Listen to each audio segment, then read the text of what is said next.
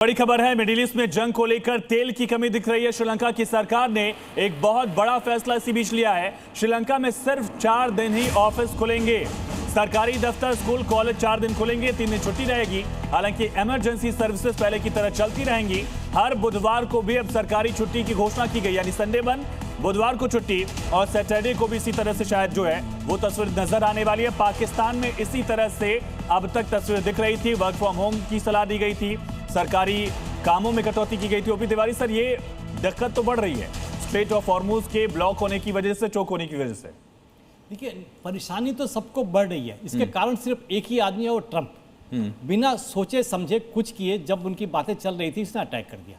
तो ईरान को भी उन्होंने अपना इराक समझा था या अफगानिस्तान समझा था या लीबिया समझा था या वेनेजुएला समझा था। इतना आसान नहीं था। तबाह तो कर दिया उन्होंने, ईरान को काफ़ी हद तक तबाह कर दिया। लेकिन ये एक ऐसे बताना चाहूँगा, जैसे मान लें गाँव में 10 लोग लाठी लेके खड़े हैं, एक अपना AK-47 लेके आ गया है और 100 जो है लाठी लेके भागने वाले नहीं है, तो आप कितनों को मारोगे? यही ईरान और अमेरिका के वॉर में हुआ है। तबाह किया है, लेकिन ईरान सरेंडर करने के लिए तैयार नहीं है। ईरान के पास सर्टेन इनहेरेंट बेनिफिट्स है, इनहेरेंट टेरेन का बेनिफिट है, रिसोर्सेज है, जिसकी वजह से बर्बाद होने के बावजूद भी ईरान उठ सकता है, जबकि इजराइल के पास ये कैपेबिलिटी नहीं है। अब जिस तरीके से नाटो के पास जा रहे हैं, नाटो भी नकार दिया। अब नाटो इनकी क्यों हेल्प करेगा? अभी तो ग्रीनलैंड मांग रहे थे वो। तो ट्रंप की वजह से अब चीन और रशिया का जिस तरह का असर आएगा, मैं श्योर हूं जब तक इधर की ऑयल सप्लाई ईरान अपनी मर्जी से लोगों को परमिट करेगा। तो ये दिक्कत जो है वो अब सब कॉन्टिनेंट में दिख रही है। चाइना में परेशानी हम देख रहे थे, पाकिस्तान परेशान है और इस वजह से दुनिया के कई देशों के सामने एक बहुत बड़ी चुनौती।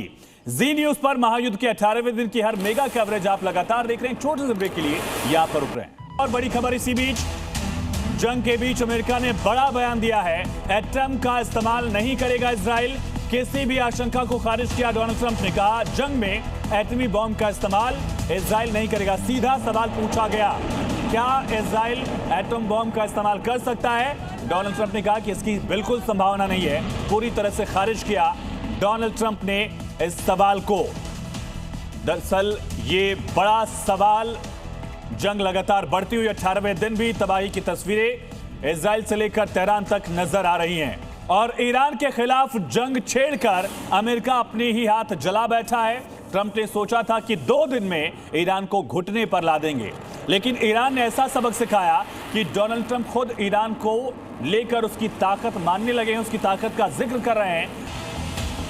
तो जंग का 18वां दिन, हर अपडेट जी न्यूज पर आप लगातार देख रहे हैं। ओपी सर, मेरा सवाल आपसे, क्या डोनाल्ड ट्रंप फंस गए हैं? 18वें दिन ये साफ हो गई तस्वीर।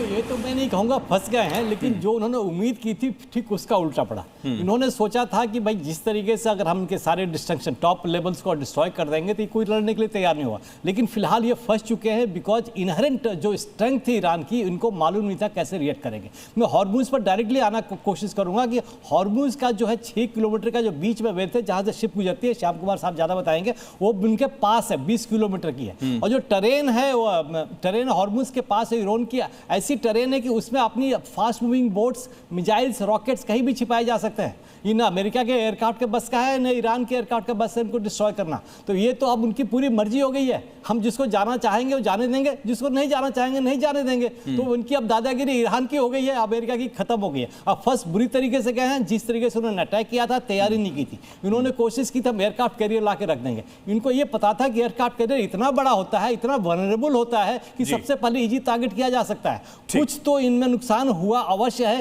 ताकि वहां से एयरक्राफ्ट जो पहले दिन एयरबोर्न हुए थे दोबारा कभी एयरबोर्न नहीं हो रहे और 1000 किलोमीटर से दूर जा चुके हैं।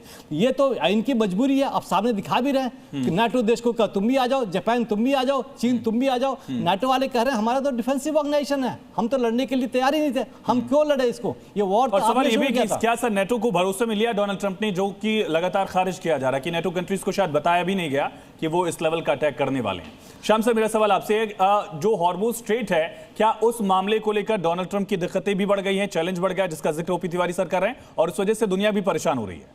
देखिए, ऐसी कोई बात नहीं है। बिल्कुल सोची समझी नीति की तरह 11 एयरक्राफ्ट कैरियर के साथ लगातार मैरीटाइम वॉरफेयर में एक्सपीडिशनरी फोर्सेस को मौजूद रखते हुए अमेरिका इतने सालों से कई लड़ाइयां लड़ चुका है और कहीं भी वो जाता है तो पूरी सोच समझ के साथ जाता है, इसमें टाइम लगता है। हॉर्मुज के बारे में पहले उसको यूएसएस रॉबर्ट उसका माइन से टकरा चुका है। 18 अप्रैल की घटना आपको पता होगी, 88 की 14 अप्रैल को जब माइन टकराया था, उसके बाद उसने पूरी तरह से पीटा ईरान के नेवी को 18 अप्रैल को ऑपरेशन करके, और तब इराक ईरान वॉर बंद हुआ था। तो अमेरिका को क्या पता नहीं है इस जगह के बारे में? ये किल बॉक्स है, स्टेट ऑफ हॉर्मुज एक किल बॉक्स है। उसने सारे वारशिप्स बाहर खड़े किए हुए हैं। आपके चैनल में जब एक बात आई थी कि यूएसएस अब्राहम लिंकन को मारा गया है, मैंने हंसी मारी थी उस दिन। उसने रीमैन्यूवरिंग किया, मैंने ट्विटर पे लिखा एयर फ्यूलर से अटैक करेगा, वापस आके कर रहा है। सारे के सारे शिप्स बाहर खड़े किए हुए उसने, और एक अच्छी दूरी पर खड़े किए हुए हैं। जब तक और पकड़ नहीं बन जाएगी फारस की खाड़ी में, तब तक कोई वारशिप अंदर जाएगा ही नहीं। ठीक है मयंक सर, क्या ईरान का एक तरफा दबदबा जो इस पूरे गल्फ रीजन में दिखा है, उसका असर, उसकी चुनौती इजराइल और अमेरिका को दिख रही है वोटर्स में? देखिए, ईरान इस समय जो अटैक कर रहा है वो अटैक तो कर रहा है, लेकिन हैरेसिंग अटैक हो रहे हैं उसके। उससे नुकसान बेशक ना हो, लेकिन परेशानी हो रही है। फॉर एग्जाम्पल, जब इसने युद्ध शुरू किया था इजराइल और अमेरिका ने, तब ईरान ने काउंटर मारा था, करीब करीब मान के चलिए 100 मिसाइल हर रोज मार रहा था इजराइल के ऊपर। अगले दिन उस मिसाइल की संख्या 50 हो गई घट के, और 4 दिन के बाद में वो घटकर हर 3 घंटे में 2 मिसाइल। कल तक की स्थिति यह है कि वो केवल 1 मिसाइल फायर करता है अगले 2-3 घंटे में। होता क्या है कि ईरान के ऊपर जो प्रेशर है, उस प्रेशर को रिलीज करने के लिए हिजबुल्ला जो है वो नॉर्थ से रॉकेट फायर करता है। होता क्या है कि हिजबुल्ला और ईरान के बीच में इस समय डायरेक्ट तालमेल नहीं हो रहा है। जैसे ही मिसाइल फायर होती है ईरान से, सूचना जाती है हिजबुल्ला को, और हिजबुल्ला जो है वहां से कोऑर्डिनेटेड अटैक जो है वो मिलकर करने की कोशिश कम से कम यहां पर की जा रही है।